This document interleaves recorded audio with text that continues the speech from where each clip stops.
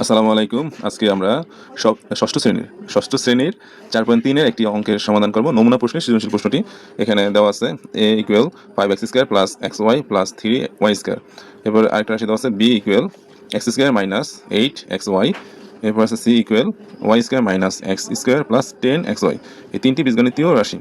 এখানে বলছে যে রাশিটিতে পদ সংখ্যা কয়টি তা লেখো। দেওয়া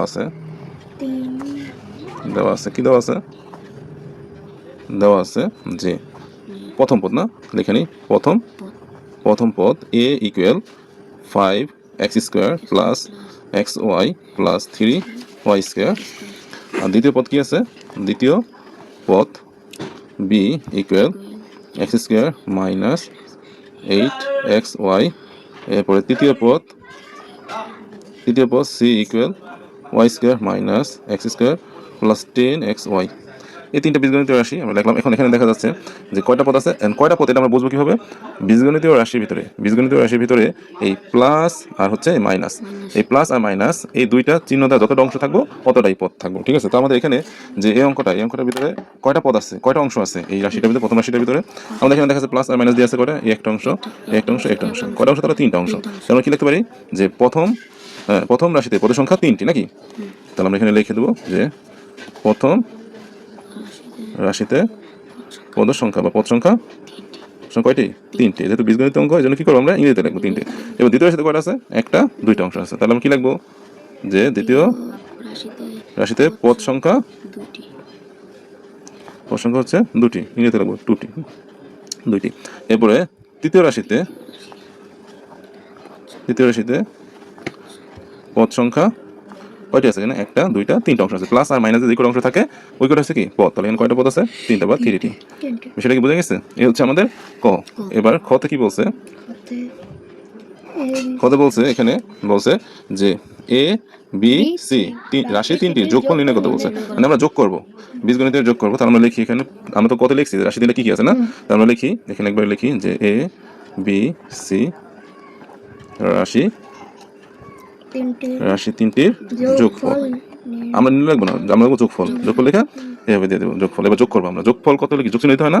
তাহলে তিনটা আমরা রাশি লিখে তো যোগ চিহ্ন দেবো। লিখি আমার প্রথম রাশিটা কি আছে?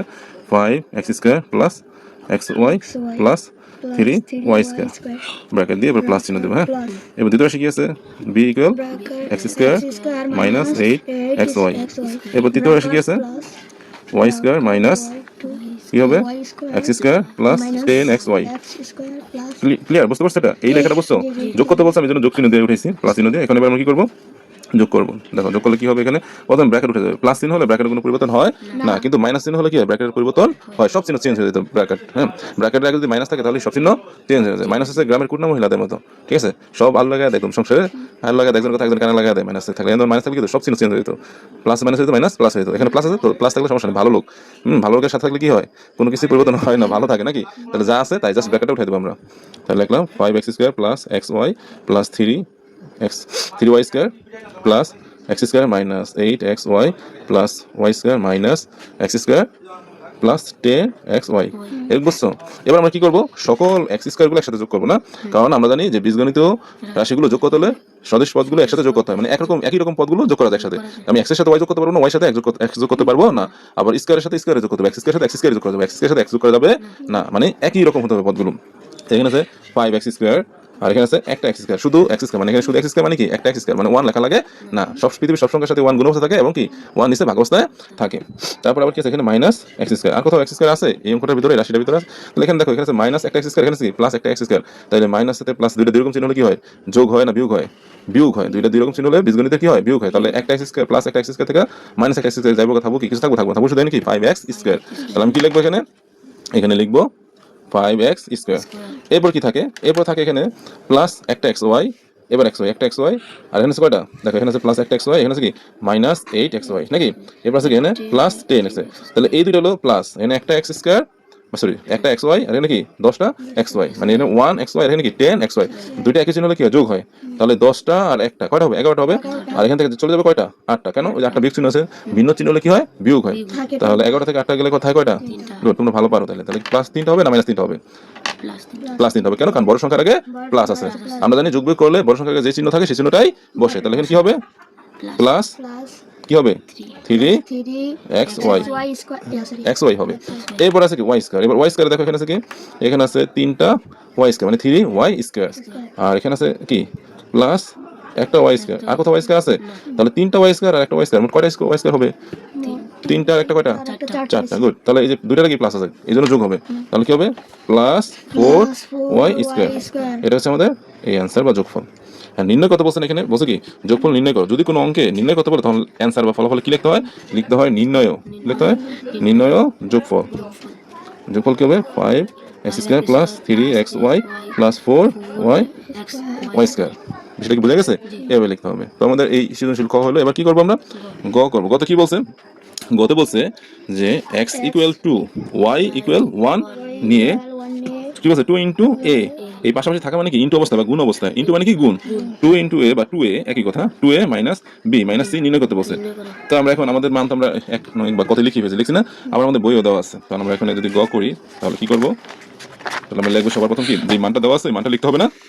তো এখানে কি মান দেওয়া আছে দেখো, তো লিখবো গতে লিখবো কি দেওয়া আছে, কি দেওয়া আছে বলো তো? দেওয়া আছে এক্স ইকুয়াল 2 ওয়াই ইকুয়াল 1। হ্যাঁ, এরপরে আমাদের এবিসি তো আর মান দেওয়া আছে, ওগুলো লিখে নিই তাহলে আমাদের সুবিধা হবে। হ্যাঁ, আর কি দেওয়া আছে? এ ইকুয়াল আছে কি যে 5 x square plus x y plus 3 y square. এরপরে বি ইকুয়াল কি দেওয়া ছিল? X square minus 8 x y. এরপরে c equal y square minus x square plus 10 x y. তাই না? এটা দেওয়া আছে। এখন আমরা এখানে কি বলছে দেখো, এখানে আমাদের মান নির্ণয় করতে বলছে কি 2a minus B minus C. এখন আমরা মান বসাবো। এই 2 কি অবস্থা থাকে? গুণ অবস্থায়। একটু এজন্য ব্র্যাকেট দিয়ে পাশে থাকা মানে কি গুণ অবস্থায় থাকা। তাহলে আমরা এখানে লিখি এর মান কি? এর মান হচ্ছে 5 x square plus x y plus 3 y square. এটুকু বুঝছো? এরপর এই মাইনাসের মাইনাস বি এর মান কত আছে? বি এর মান ব্র্যাকেট দিয়ে উঠাতে হবে। হ্যাঁ, x square minus 8 x y. এরপর মাইনাসের মাইনাস। এবার আমাদের সি এর মান কি দেওয়া আছে বলো তো? সি এর মান দেওয়া আছে y square minus x square plus 10 x y. Bracket দিয়ে দিলাম। ঠিক আছে, এবার আমরা কি করবো? ব্র্যাকেট উঠাই দেবো। এখানে 2 গুণ অবস্থা আছে, এই 2 এই পদের সাথে গুণ আছে, এই পদের সাথে গুণ আছে, এই পদের সাথে গুণ আছে, মানে এই সম্পূর্ণ রাশিটার সাথে কি অবস্থা আছে? গুণ অবস্থায় আছে। যেহেতু সম্পূর্ণ রাশিটার সাথে গুণ অবস্থা আছে, তাহলে রাশিটার ভিতরে যে কোনো পদ আছে পদের সাথে গুণ অবস্থায় আছে। তাহলে এই পদের সাথে 2 এই পদের সাথে গুণ হবে, এই পদের সাথে গুণ হবে, এই পদের সাথে গুণ হবে। তাহলে আমরা গুণ করি 5 দোকান কত? 10। তাহলে 10 এক্স স্কোয়ার এই প্লাসের প্লাস এই এখানে কি আছে? এক্স ওয়াই সাথে কোনো কিছুই না, মানে কি আছে? এক আছে। একের সাথে পৃথিবীর যে কোনো সংখ্যা গুণ করলে ওইটাই হয়। তাহলে 2 ওকে 2 আর এক্স ওয়াই এর এক্স ওয়াই এই প্লাসের প্লাস, এখানে কি আছে? 3 আছে, 3 দোকানে 6 আর ওয়াই স্কোয়ারের ওয়াই স্কোয়ার এই মাইনাসের মাইনাস। আমরা জানি মাইনাস হচ্ছে গ্রামের কুটনা মহিলাদের মতো। এখানে যদি মাইনাস থাকে তাহলে ব্র্যাকেটের আগে মাইনাস থাকলে ভিতরে চিহ্ন কি হয়ে যায়? সব চেঞ্জ হয়ে যায়। তাহলে এটা চেঞ্জ হয়ে যাবে। এখানে এখানে কোনো চিহ্ন প্লাস হলে প্লাস মাইনাস হয়ে গেছে, আবার মাইনাস মাইনাসে প্লাস। এই 8 এক্স ওয়াই এক্স ওয়াই এই মাইনাসের মাইনাস। এই মাইনাস ব্র্যাকেটের সামনে মানে কি ভিতরে যা আছে সব পুরো সংসার আল্লাহ জেলে দিব। এখানে সব কি হবে? মাইনাস সব প্লাস হয়ে যাবে, প্লাস সব মাইনাস হয়ে যাবে। তাহলে এখানে কি হবে? ওয়াই স্কোয়ার এই মাইনাস হয়ে যাবে প্লাস, মানে মাইনাস মাইনাসে প্লাস। যেহেতু গুণ অবস্থা আছে, গুণ মাইনাস মাইনাসে গুণ করলে প্লাস হয়। এরপরে এক্স স্কোয়ার এই প্লাস মাইনাসে মাইনাস, এই 10 x y x y. Clear? এবার আমাদের কোনো ব্র্যাকেট নেই। ব্র্যাকেট নেই। এখন আমরা কি করবো? আমরা জানি যোগ অথবা বিয়োগ, বীজগণিত যোগেরও বিয়োগেরও সবগুলো কি একই পদের সাথে যোগ করতে হয়, মানে একই সদৃশ পদগুলো একসাথে যোগ করতে হয়, সদৃশ পদগুলো একসাথে বিয়োগ করতে হয়। মানে এক্স স্কয়ারের সাথে এক্স স্কয়ার বিয়োগ হবে, অন্য কিছু বিয়োগ হবে না। তাহলে আমার এখানে আছে কি 10 এক্স স্কয়ার। এখানে দেখো তো কোথাও আর এক্স স্কয়ার আছে নি? আছে। এখানে মাইনাস এক্স স্কয়ার, একটা এক্স স্কয়ার। এখানে প্লাস 10 মানে কোনো সামনে কোনো চিহ্ন নাই, মানে কি আছে? এখানে মনে মনে প্লাস আছে। তো এখানে আছে কি? এখানে আছে কি মাইনাস একটা এক্স স্কয়ার, আর এখানে আছে কি প্লাস একটা এক্স স্কয়ার। ঠিক না? তাহলে এখানে প্লাস একটা এক্স মাইনাস একটা চলে যাবে না, বিয়োগ। এবার থাকবে কি এখানে শুধু 10 এক্স স্কয়ার। তাহলে আমরা কি লিখতে পারি? লিখতে পারি 10 এক্স স্কয়ার। এরপরে আবার কি এক্স ওয়াই এর পালা। হ্যাঁ, এখানে আছে কি দেখো, এখানে আছে প্লাস 2 এক্স ওয়াই। আর কোথাও এক্স ওয়াই আছে? দেখো তো এখানে আছে কি প্লাস 8 এক্স ওয়াই। আর কোথাও এক্স ওয়াই আছে? আছে। এখানে আছে কত? এই যে এখানে আছে 10 এক্স ওয়াই। ঠিক না? এখন সব এক্স ওয়াই গুলো যোগ করি। এখানে আছে মাইনাস 10 এক্স ওয়াই। কি আছে? Minus 10 x y minus 10 x y. এখানে আছে কি প্লাস 8 এক্স ওয়াই। এখানে আছে কি প্লাস 2। তাহলে দেখো 2টা আর 8টা যোগ করলে কত হবে? 10টা, মানে প্লাস 10 এক্স ওয়াই হবে। এখানে আছে মাইনাস 10 এক্স ওয়াই। তাহলে প্লাস 10 এক্স ওয়াই থেকে মাইনাস 10 এক্স ওয়াই চলে যাবে না? তাহলে কোনো কিছু থাকবে? 10টা থেকে 10টা গেলে কিছু থাকে? থাকে না। তাহলে এবার কি? তাহলে এক্স ওয়াই এখানে হবে না। এবার কি ওয়াই এর পালাম। এবার এখানে আমরা দেখি ওয়াই আছে কি, এখানে আছে প্লাস 6 ওয়াই স্কয়ার। আর কোথায় আছে ওয়াই? এখানে আছে মাইনাস ওয়াই স্কয়ার। আর কোথাও ওয়াই স্কয়ার আছে? নাই। তারপর আমরা এখানে আছে কি প্লাস, বড় সংখ্যা না 6, 6 এর আগে আছে প্লাস, আর ছোট সংখ্যা কি আছে 1। কোনো কিছু নাই মানে কি আছে 1। তাহলে 6টার থেকে যদি একটা চলে যায় তাহলে হবে কয়টা? 5টা। 5টা না? প্লাস হবে নাকি প্লাস হবে না মাইনাস হবে বলো তো? প্লাস হবে। কেন? বড় সংখ্যার আগে প্লাস। তাহলে কি লিখবো?